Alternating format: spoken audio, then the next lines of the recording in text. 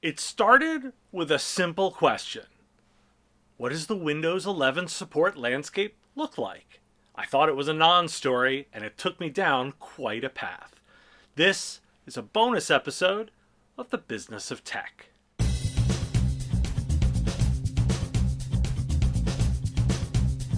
Let me tell you a story. Obviously, I do a daily news and commentary podcast. Please like and subscribe. I had to do that. It earns my YouTube merit badge. To produce the show, I consume a lot of news.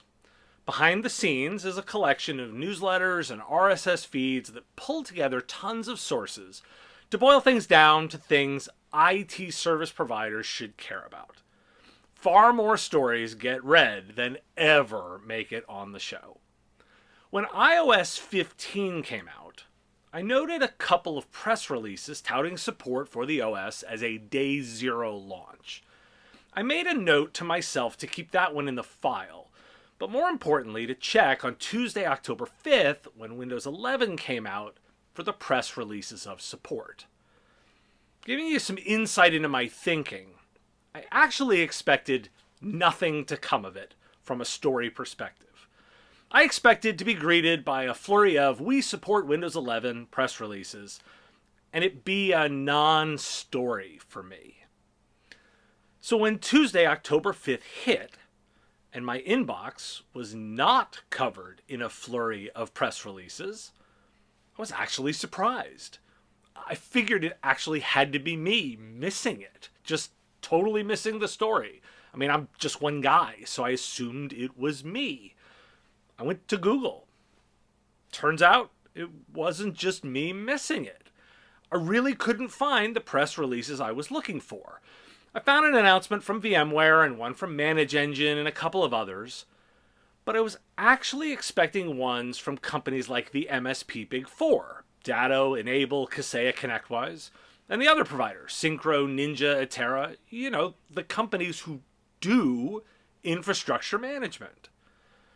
Now remember, when iOS 15 came out, I saw announcements from the support companies as just a matter of course. Yeah, I'm hearing you scream, it's MDM, not RMM. Ugh, don't miss the forest for the trees on this one. With active and passive searching failing me, I decided to do what most MSPs would do. I asked a community, the MSP Geek one to be specific. The product people from Datto had a simple answer, and it was that it's not supported. They were there in the community and answered me. A community member shared with me Enable's release note statement, and their PR team confirmed I had the right one, so their information just hadn't shown up in Google. ConnectWise had product people in the group, and CEO Jason McGee, who was nice enough to respond to my tags. But then they had to get their PR people involved. I mean, I get it. But then the story becomes their PR people had to get involved. I'm flattered, though. I set off the PR warning alert. I consider that some high praise, and I want to thank all of you subscribers for that. They issued a very formal statement, and I feel touch obligated to relay it.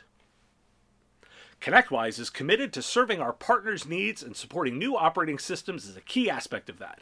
Currently, ConnectWise Command supports Windows 11, and ConnectWise Automate will support Windows 11 with the 2021.11 release currently slated for November-December. When the 2021.11 release is deployed, partners will have full support, including script variables and functions.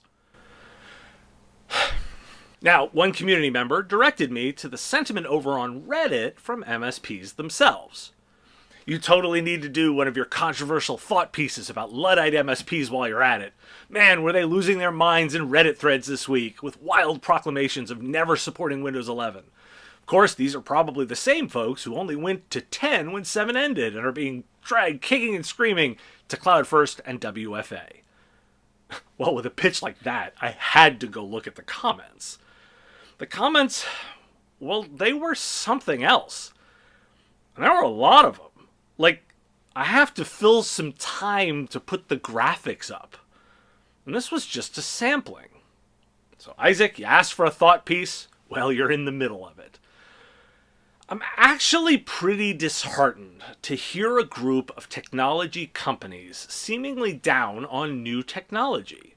Now, I get a certain degree of skepticism. That's healthy. Contempt for your own field, that's a lot less productive. Now, let me walk through why I think this attitude is actively dangerous. One of the tenets of delivering managed services is the idea of focusing on uptime and stability. Providers sell the idea that they will monitor, maintain, and optimize the computing environment to ensure uptime. But there's a problem with that. Taken to its logical extreme, providers become much like IT departments in that they're resistant to change. If you're optimizing for uptime, the best way to do that is to not change the environment. If your business model is to automate work, a change to the environment is bad. No wonder providers get grumpy about anything new. It's bad for business. Now, I actually analyzed this problem back in 2014 when I was with GFI. The company published a white paper called The Perpetually Valuable MSP. And the keynote address from Max 2014 was around how to address this problem. The idea is that an MSP who's good at building systems should build a system to review new technologies and bring those into their environments. By standardizing the way new technology is reviewed, one can offset the motivation to stay constant. Thus, you become perpetually valuable to your customers as you're always reinventing yourself. That keynote was 7 years ago. Now, I'd link to the white paper, but it seems Enable has taken it down. I'd pull footage from that presentation, but it's gone from YouTube. It's a shame, as I'm particularly proud of that work, and it's both clearly as relevant today as when it was then, and that resource is needed. Because here we are in 2021, and providers are literally pushing back on new technology as their first reaction. No wonder the vendors aren't pushing to address the new tech. Look, I was expecting this to be a non-story. I was expecting to see all the vendors diligently be announcing their support for the new operating system. It would be easy to criticize them for not moving. As one provider who I talked to about this issue said, those that supported on release day were on point. This state of affairs isn't good for customers. I'm not even a Windows user, and I see some benefits in the release. Android apps coming will be a solid addition to the ecosystem for bringing mobile and office environments together. Virtual desktop support, fixing those annoyances, moving from mobile to doxed. They're significant in a work from home and work from anywhere world. But bigger picture, if the community of providers who serve small companies take the approach that new technologies are to be mocked, are threats to their profit margin, are annoyances and not opportunity, then ultimately the customer is poorly served. From some recent data reported on the show, several sets of surveys are indicating that the majority of end customers are now running primarily in the cloud, particularly with SaaS solutions. This should be making the process of being agile at the endpoint a lot easier. And the way to adapt and be agile is something I know I personally worked on and presented 7 years ago. It points to a really scary possibility. What if customers start really deciding their IT provider just holds them back? That a contract for maintenance is really just a boat anchor, slowing them down from moving into what's possible. Is the way you present yourself to the world and to your customers the same stodgy, grumpy, unmoving IT department of the past? Makes you wonder why a vendor might want you out of the way, huh? Protecting the customer, are you? It sounds like more like blocking the customer. No, for your sake. As myself, a small business owner, no thank you. I want a technology partner who looks for new solutions, for new opportunities, for the things I don't even know are out there.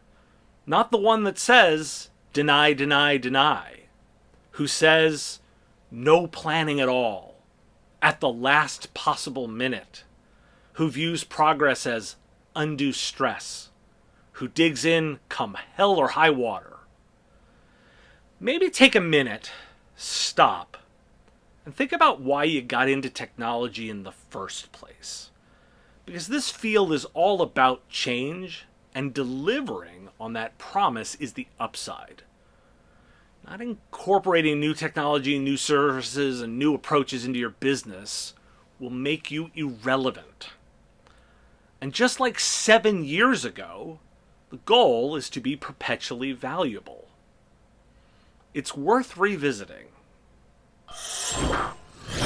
Thanks for watching this bonus episode of The Business of Tech. If you like what you heard here, hit that like button and hit subscribe. It really helps, and I appreciate the time that you do that. Additionally, if you want to have a conversation, write something in the comments. I read them all, and dialogue is the point. I don't necessarily claim to be right. I do want to make sure that we've engaged correctly. If you really like this content, you can find it daily on the Business of Tech podcast. Go to businessof.tech, click the big blue subscribe button, and find the podcast on whatever podcatcher you like to listen on. It's available on Apple Podcasts, Spotify, Google, or wherever fine podcasts are found. And if you want to help with the content delivery and want to get access to things early, I've got a Patreon. You can support me directly. Go to patreon.com/MSP Radio, and it's give what you want. You set the value of the content and help me make this kind of delivery on an ongoing basis. Thanks for listening, and I will talk to you again soon.